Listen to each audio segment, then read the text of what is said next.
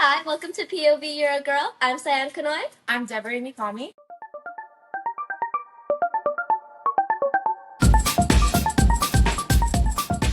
Alrighty, let's get going, you guys. I am your favorite sales, business, and personal development girly out here in Hawaii. I am the e-commerce entrepreneur, and I also do digital marketing. Thank you for joining us, you guys, and thank you for joining me today on this episode. Yes, I'm excited. When Sayan told me to join this podcast, I was like, girl, we can talk about anything all day. We can.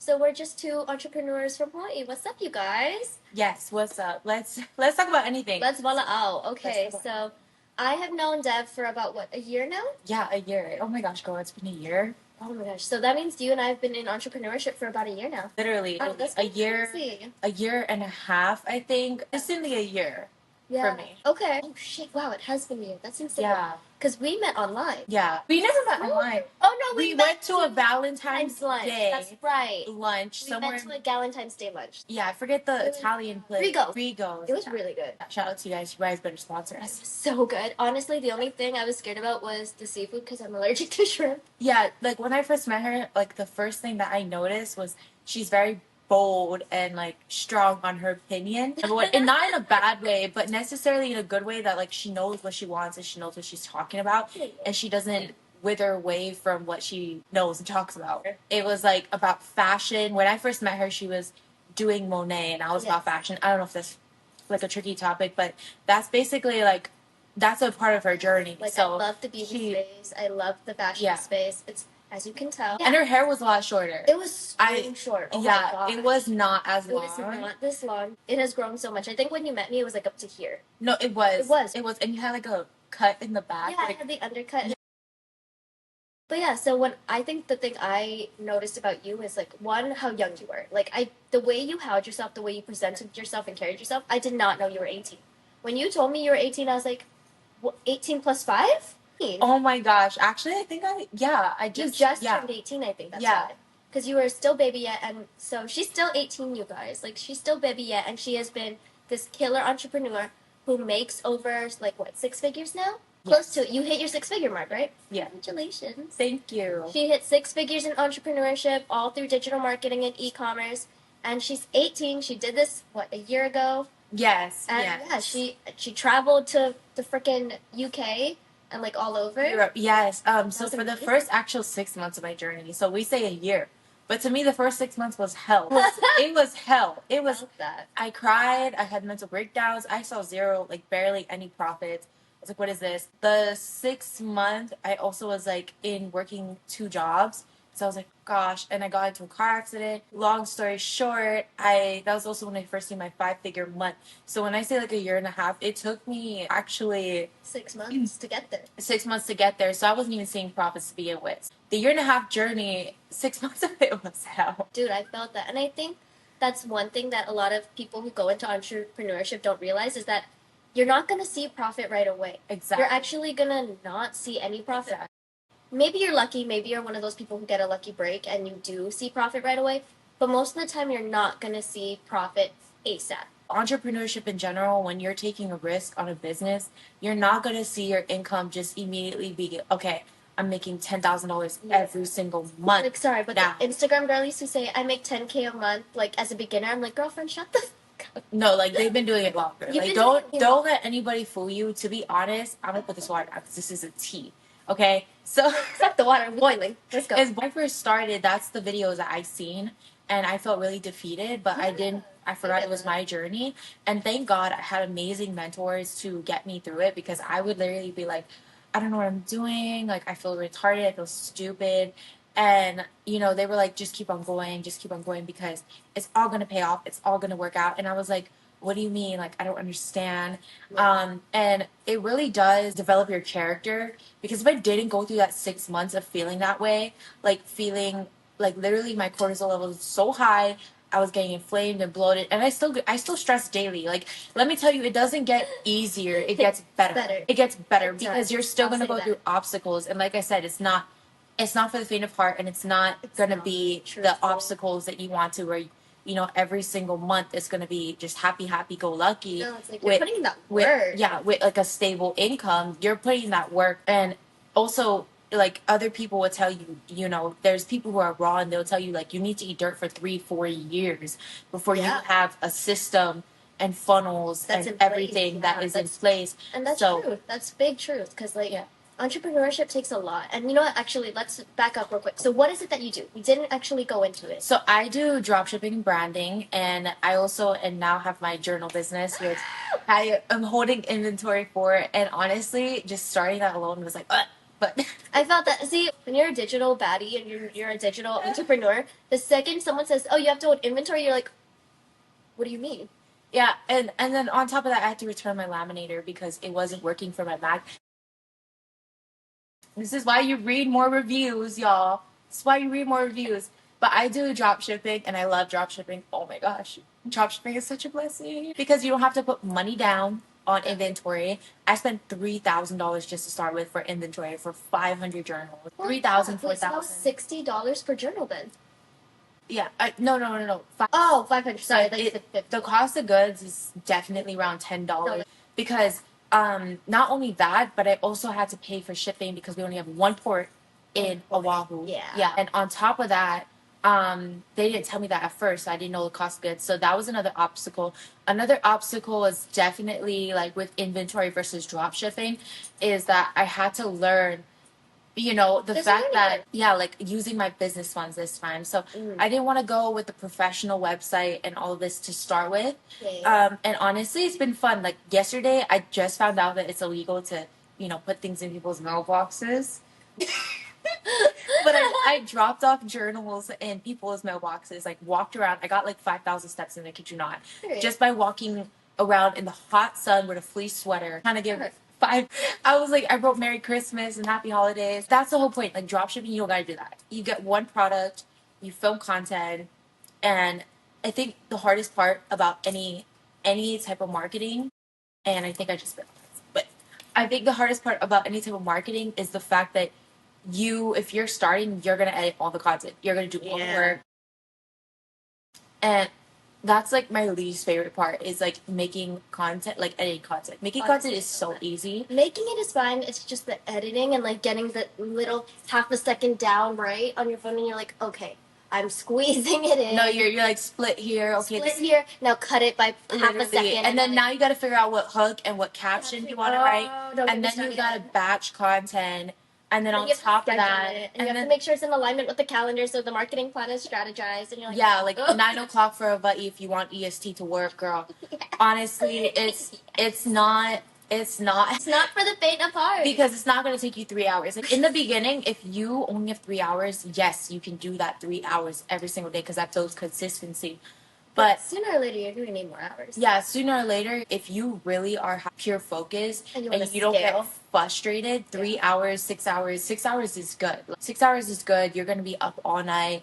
You know, if you're a student, I just graduated high school when I first, like around the time that I was graduating high school, that was when I first started making $10,000 months. It was the last like 3 months of my high school year, and I would have free classes, so I would work and do my class. And I had classmates who would tell me, "Girl, you came to school at 11 o'clock." I was like, I don't need to show. Okay, please go to school. Key takeaway: go to school. Please go to school, but you don't need to take You don't need to take it seriously, but don't drop out at the same time. Don't drop out and don't fail. Do not drop out. Don't get your get your degree, whatever you want to get. And you can still operate a business. I truly believe that you can be a 9 to 5 worker and still operate a business. Hell yeah. You can be a 5 to 9, and if that's what you want to do, I have a girlfriend. She makes $10,000 months too. Not gonna say her name because I don't know if that's comfortable with her, but she actually is a barista and she loves being a barista. And she is now working for Porsche as a barista. Oh, cute! In a Porsche cafe. Love that for her. Yeah, so and that's what she loves to do. And if she loves to do both, she loves to do both. Yeah. Why do you need to, kiss ass with anybody? Exactly. Honestly, I think nowadays in this generation, our generation especially, it's like we're not here to kiss nobody's ass. We're here to make a bag, experience the things we experience, travel the world, and have a great time and be good to other people.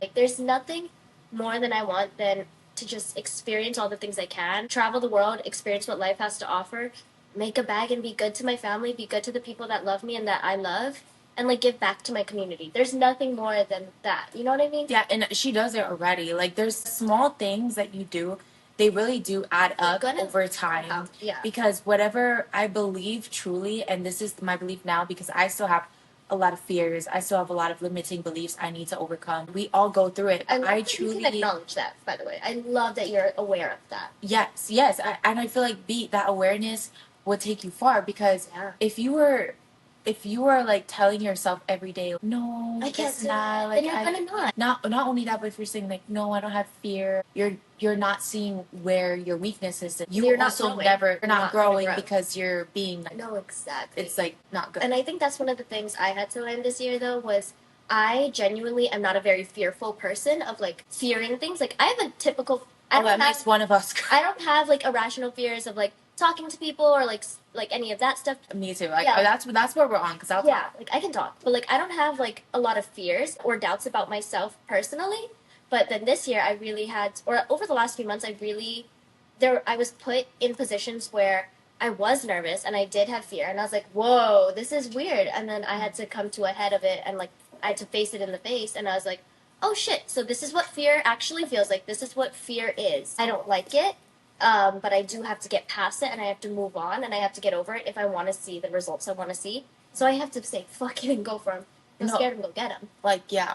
But the fact of what you're saying of like, if you don't have fear, you're saying you don't have fear and you're not acknowledging your fear, you're not growing. That's so true. That's the one on point. Yeah. It's like I thought I'm not a very fearful person, but when I did see, I'm not a very fearful person. But when I came across it, I was like, okay, how am I going to position myself to not have this fear or get over this? You know what I mean? Exactly. And I think that's a big thing.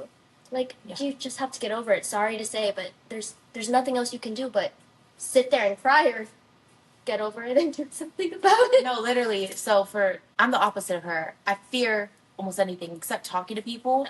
Like I saw this video where they were like, next time you go to Starbucks, ask for a 10% discount because it would teach you how to make sales better. You know, in my head, I'm like, oh, that's easy. But then I'm like, oh, well, what if this? What if that? What if this? The what ifs is what will get you in like a lot of crap. And you won't even see it until you start thinking about it. But I was never fearful until I truly, that 6-month period, like I was saying, like that 6-month period of my entrepreneurship journey, I started to develop a fear because I was like, you know, when you're not seeing progress in that 6 months or however long it is, you think like, oh, I'm never going to make it. Yeah. But something about the fire in you keeps on going. Yeah. Like even if you're fearing it and you somewhat don't believe it, if you take action, your mind will consciously and your subconscious mind will say, okay, we believe it now. It's like, and when you believe it, it happens. Yeah, exactly. Even if you don't believe it at first, when you take action, even despite the fear, eventually in time and consistency, and I'm talking in time, like delayed gratification. Delayed gratification. Speak on that. Oh my god. Delayed gratification. You will see the progress because you might be the worst enemy of yourself, but then when you really think about it, you look back and you're like, wow, this is the progression that we've made over the course of a year and a half. Yeah. This is the progression that we made over a course of months. And that's where you grow because a true inspiration to me is like Layla and Alex Hormozy and also my pastors. My pastors are very, you know, they're very biblically oriented. They're very spiritual and they inspired, you know, so many people in the entrepreneurship game too. I think the one thing is they inspired so many people in time, over time. It wasn't that one day they decided to be pastors and next thing you know they helped a million people. No, they were called to do that by God. They were called, they were anointed, and then it took them time to build their following. It took them time to find people that they wanted to help and that they needed to help. You know what I mean? Yeah, and I do think that honestly, if you have that fear, it's not a bad thing because it means that you are growing. Yeah, it means you are growing, and it means that you are called for high purpose. And sometimes you're like, once you know something and it's knowledgeable, once you have that knowledge, once you know something, you can never look back. And that's the part that most people fear is that once you know something, you can never go back. Yeah. Once you know how to become a better person, you can never go back. That's true. And you might have that moment where you're like, I wish I wouldn't think this way. My mind is operating like this way. Because entrepreneurship minds are operated way different than people who just live to go by or live life to live life. it's of a higher purpose and a higher calling. And sometimes we're like, I don't even know how I got here. Yeah. But you just get Truthfully, there. I'm gonna be so straight with you. Like, I'm actually going through a little rough patch of my own right now. Like, straight up, I'm gonna be so straight. By the way, this episode is going to be the first episode of the new year. So We're hopping into New Year, girl. Lay it down. So I've been going through some like this is, you know what? Let me preface this on the podcast. This podcast is all about business, sales, and personal development, right? And I think the last 20 minutes that or 15 minutes that we talked a lot about business, a lot about sales, a lot about personal development. So I did want to touch about all three of those because all three of those mixed together is what entrepreneurship is. You need personal development to have a business. You need business to have sales. You need sales to have a business, right? And that's all entrepreneurship. So it's like, and you need a system, a team, you need a mindset, you need networking and friendship. But networking and friendship are two the same thing, in different categories. But yeah, so exactly. That's why it's like I am very open about talking about this on my podcast. It's because I wanted this podcast to showcase the journey of entrepreneurship to like the different Hawaii people across Hawaii, different entrepreneurs, just so you guys feel like you can either take away something or relate to it, or you're just not alone. And I feel like this is one of them where it's like you're not going to feel alone. And if you ever felt this way, like what I'm about to explain on how I'm feeling, let me know, or just know that you're not alone in it. Because I've totally been feeling like this weird, like, I know that I'm here for a higher reason. I know that I'm an entrepreneur, not just for myself, but for others. I think my issue, though, is right now it's like I've done so much in the past year of what kept me sustainable. Like, my business was sustainable. It brought me an income. I generated sales. I generated a better mindset. I had personal development. I helped others develop personally and grow differently and grow in entrepreneurship as a person and whatnot. And now I'm kind of sitting here and I like took a step back and I'm like, shit, what is it, the business that I want to create that'll be a passion project and be longevity and have longevity? What that is a personal issue for you? Yeah, that's one of the things that I'm dealing with right now. I wouldn't say it's an issue because I don't like calling things issues. No, like what would this specifically be? Like this is just a revolutionary moment. Yeah, I think it's just a moment and a period of time for me to like really take a step back because it's been a full year. I've been an entrepreneur now, and I can take that step back and be like, oh wow, I have just a real big reflection moment, and that's why I really loved your Hectic Life journal because I was like, oh shit, this is exactly what I needed in this very moment. I needed to journal. I needed to see those affirmations. I needed to see. I'm so sorry. I'm not religious. What are they called? Biblical affirmations. Yeah. Yeah. Is that what it's called? Yes, biblical affirmations. Okay. But either way, a lot of Bible verses are used throughout the history to resemble how to get over your fear, money, business. I read them and I was like, shit, this is exactly what I needed in this very moment. So your journal really helped. Yeah. And if you haven't seen her journal, it's called, what is it? Her Hectic Life Plans. Period. Her Hectic Life Plans. I have it in my car, but I haven't. But like, wait, honestly, what's your at? My at is Her Hectic Life Plans, and our website is the same one, but .co at the end. And honestly, that's like a moment that I had in the middle of my entrepreneurship journey. Right. Like I was just like, oh, I want to start a journal, and I knew that if I didn't like do it, it wasn't for anybody else. It was for me. Right. Like I know if I didn't try it and see what it could do, or just even like try, then I would live in regret that I never did it. I felt that. I so felt that. And that's kind of where I'm at. Like, I have an idea. I have this passion idea that I kind of love, but I'm like, I don't know. But I think you should really give yourself grace and time, and also take that step back, but not to be like impatient and just jump forward. Right. It's like, because you still have time. I know. Like we're so young, to be honest, and like even if you're not young and you're like in your 80s, you still have time. And the thing is not to like listen to anybody when they you should jump when you're scared, but also you should make calculated risks and decisions. Because if I knew that I would also be juggling my two other businesses rather than just my passion project, then I wouldn't have really started, because we're trying to scale the other businesses now. And I would have been like, okay, maybe Deb, maybe when you get older and your team is more developed, then maybe you start this journal business. But at the same time, I don't regret starting it, because now I understand the pressure, and when the pressure is on you, you'll feel it. You'll know. Oh, yeah. Like you'll have those nights where you're up at 11, 12, 1, And you're just sitting there and you're like, oh my. You're still working at 1 o'clock in Yeah. the morning, wake up at 6, back at it again. No, yeah. And you're like, Pomodoro effect 5 times throughout the night, and you're just like, oh my gosh, dude. Like, I did how many sessions of work just now?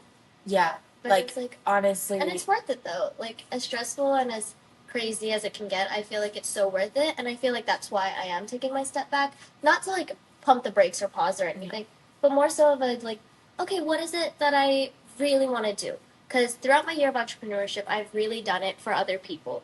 I've truly done my business to help others and to just create a livable income for myself, which I have done, which has been really nice. But now I'm kind of like, all right, I kind of do want more, and I kind of want to do it for me. Like, I want. You should do it. You know what I mean? You should do it. But I also, I really do believe, like, you need to have your why. Yeah, you need to have your why. You need to have. You also need to do whatever your research. why is. Yeah, research, because if you jump into something without research, oh girl, you'll end up like me with a freaking laminator that doesn't work from Amazon. Okay, and I had to refund it yesterday, and I have orders I got to ship out. So that's besides the point. But literally, you'll end up like me, and I'm still venturing out my other options of entrepreneurship, not just for income, but for the reason being that I want to genuinely enjoy what I do every single day. E-commerce and drop shipping is something I enjoy, but I would actually love to have more of a physical thing that I can do in person rather than e-commerce, because e-commerce is not only drop shipping, but it's also inventory businesses that sell physical goods. E-commerce is selling physical goods online or in person. It's like a brick and mortar business, e-commerce business. And honestly, it's been a good journey, but now I am venturing out to more of the investment side because again, I've also studied crypto and day trading and swing trading. Okay, you know what? If you guys are gonna take a key takeaway, take away this. If you are asking yourself, or telling yourself, I need to make more money, and your first option is, I should get into day trading, I'm gonna tell you stop. No.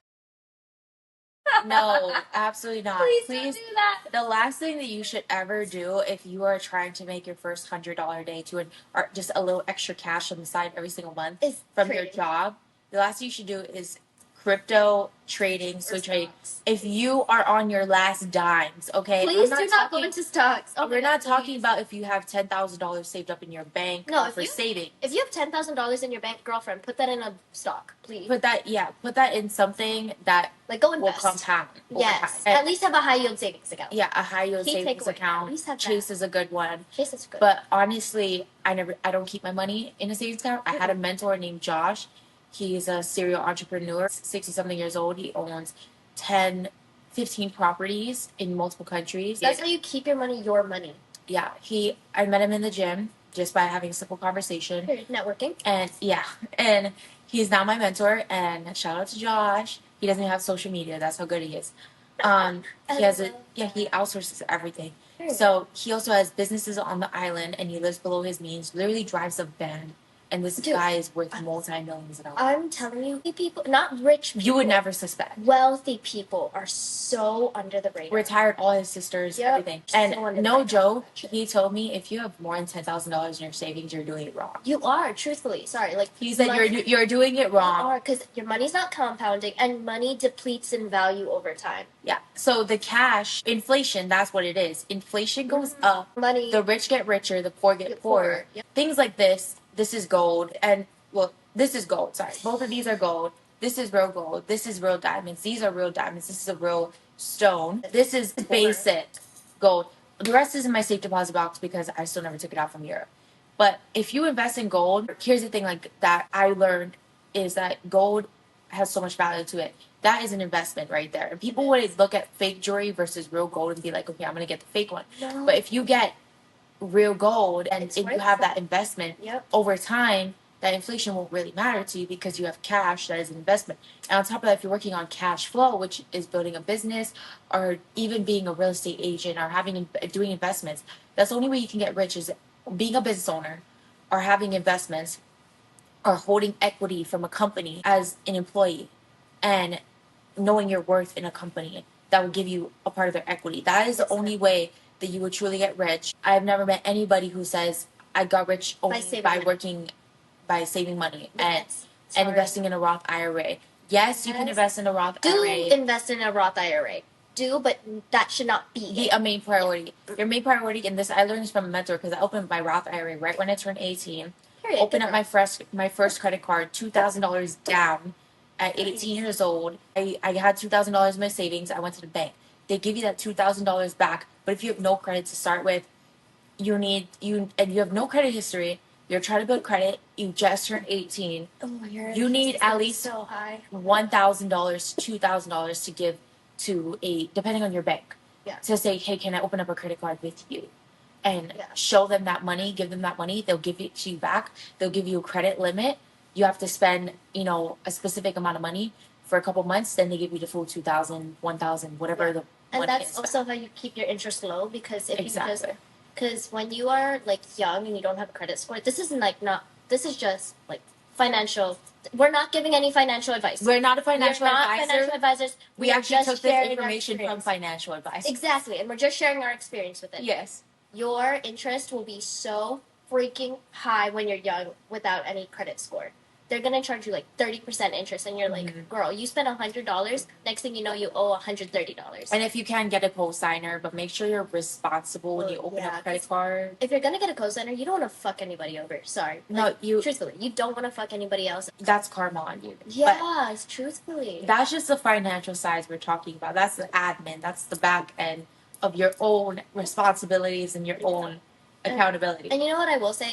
Do you guys see how much knowledge that this girl has at 18? Like, most 18-year-olds do not have this knowledge, and the way she presents herself and holds herself and talks, that's why I really appreciate her. And I'm not saying if you're 18 and you're not like her, you're a shitty person. Not saying that at all. But what I'm saying is, when you put yourselves in a position to learn more, to get mentored, to be an entrepreneur, like, an entrepreneur mind looks so much different from just anybody's mind. And this is why it's like, when you put yourselves in positions to learn, you have outcomes like this. And they're pretty great. And it's not easy, once again, but I don't know. Something in me is just... It's going. It's got fire. I want it. I want it. I got it. Yeah, like literally. And it doesn't matter, how many years it takes. Doesn't matter to me how many years it takes. Doesn't matter what other people's opinions are. I could really give two single craps. I'm not going to swear because I don't know who's watching this. You might be under 16 years old. And I don't want that to happen. If you're under 16 and you are watching this and you're offended by us swearing, tell your parents to monitor what you watch. Literally. But yes, I'm definitely believing that I feel behind all the time. Like, I really do. Oh, I felt that. Yeah, and I think everybody feels behind. And I think that's the other thing. I like, really don't comparison is like the thief of joy. You know what I mean? Yeah. I think age does not really matter.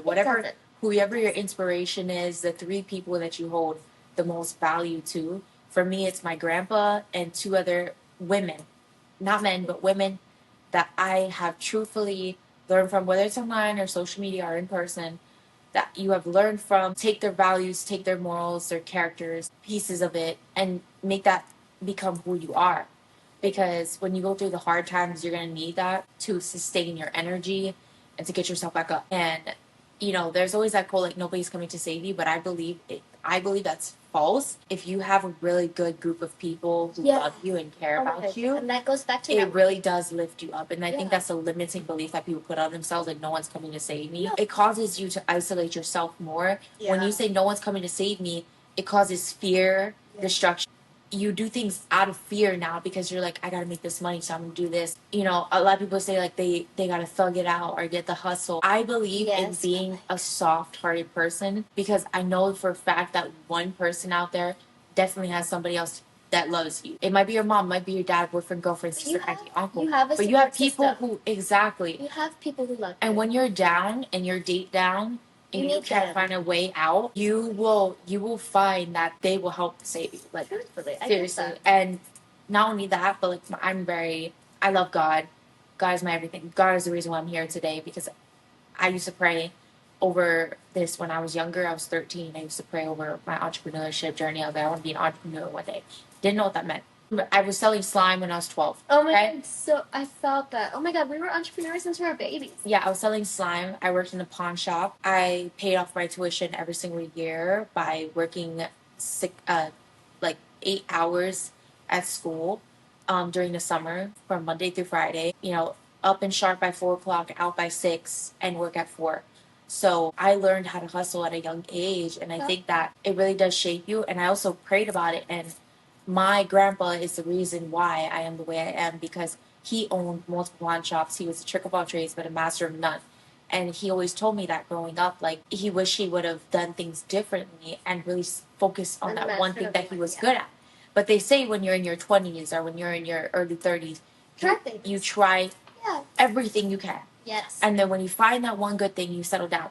And I believe on that, because there's some people who say focus on that one thing, but if it's not what you enjoy, it's not what you love. Why are you doing it? And it does make you money. I can say 100% there's other adventures out there that will make you even more money because you love to do it. Yeah, and then when you love to do it and you actually have fun with it, the more likely you are to do it, and the less money you're gonna spend on therapy. She's right about that. I went to therapy for 5 years. I felt that. I went to therapy for like 2 or 3. 5 years by the government. Period. Yeah. Get that government. Make them pay for it. No, literally. I was in CPS, that's why. Oh, true. Okay, yeah, that makes sense. I was a foster care child. I'm trying to think. Who paid for that? Oh, no, mine was when it was a COVID. So I think all health insurances at the time didn't want people to kill themselves, so they paid for everyone's health therapy. Like, oh my god. I'm not even joking. Girl. Because COVID was hard for people, so they were like, oh, yeah, just go to therapy so you're all fine. Yeah, I think it really did mess me up when I was younger, because I went from being a socialized type of young girl to still socializing, but more on my phone. Like, definitely I did classes in my home, but we would also, since we live in Hawaii, we would go to the beach, but keep our 6 feet distance, whatever. And thank God for my grandpa once again, because he really saved my life throughout that time. He would take me out, and I would get to see my sisters, of course, my family, whatever. But honestly, I don't believe in any of that. I think it's BS. Let's move forward to this conversation. I really do think that it is a crock of, from the government, but yeah, that's that. That's that. You're so fucking funny. I love it. I'm not gonna lie, during that time I was kind of just like, what? Because I just graduated high school. The best times of your life right out of high school was, oh, let's go party. Oh, no, sorry, COVID. Yeah, it was really weird. And then my scholarship to the school that I really wanted to go to, got redacted because the school didn't have the funds, because people weren't going and paying for the school anymore because COVID. So they couldn't provide scholarships to the other kids who wanted to go. So I just couldn't go. It was a really weird time. I ended up doing Zoom University for 1 semester, and I was like, fuck this, I'm out. And then I ended up just working, and then worked some more, tried to go back to school, still did not like it, worked some more, and then I quit, and now I'm here. So, all in all, good time. All in all, from her stories, again, you can see that it's not just one straight. Oh, it's not a linear path at all. Truthfully, it was not. It was... Wait, and you're 22, right? I'm 22 now, which is really weird. I keep saying I'm 21. Girl, that's not even old. She's literally 4 years older than me, and she thinks she's old. 3 to 4 years. 3 years older than me, and she thinks she's old. Yeah, that's what I mean by, comparison is the thief of joy. Because when I see, people who got started when they were younger being so successful, and I'm like, wait a minute, I literally started a year ago. And I also can't compare my journey to anybody else's, because it's my life. The universe, God, whatever it may be, they put us on different paths and put us in our own path for a reason. So it's everything that happens for a reason. And I also remind myself, Vera Wang didn't get famous and successful until she was 60, so whatever. Mine is Albert Einstein. Period. Mine is Albert Einstein, and I also look up to Cody Sanchez. Oh, I love her. I hope I post this podcast, because Cody Sanchez, I love you. I seriously do. We'll tag her in this one and be like, hey, we shouted you. I really do. And Alex, and we'll be like, hey. No, yeah, I literally love all the content they make. Yeah.